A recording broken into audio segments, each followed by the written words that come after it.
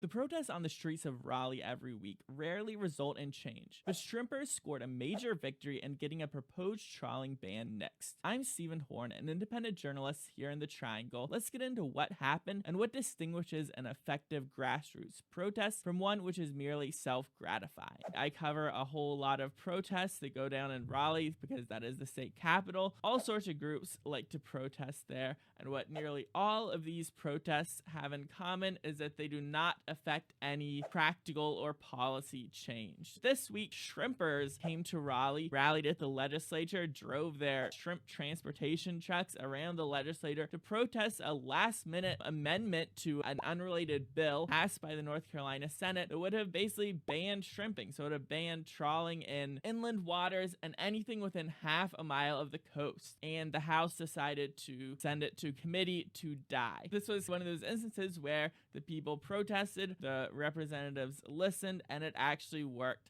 That ban will not be passed. So why did this particular protest work when most protests don't? Well, the protest is a signifier to the representative that a lot of people care about an issue, because for every person who is willing to actually drive to Raleigh and show up in person, there are any number of potential people who would consider that issue and how they vote, but not quite enough to actually come and protest in person. So it's a multiplier effect. But the second key point is that it is nonpartisan. It's not an issue that they ran on. So if you have a protest against something like against Trump or against immigration enforcement, like some of the big protests you've seen in Raleigh, it doesn't have much weight to them because the issue is already tried at the ballot box and Trump won. You have a Democratic mandate. Holding a protest against the Democratic mandate isn't going to convince them that you actually have the Democratic support behind you. With the shrimp protests, this is not an issue that had already become partisan. And it was also a very sympathetic cause because this would negatively impact a big industry. It was a surprise. They tried to slip it in at the last moment. If you're going to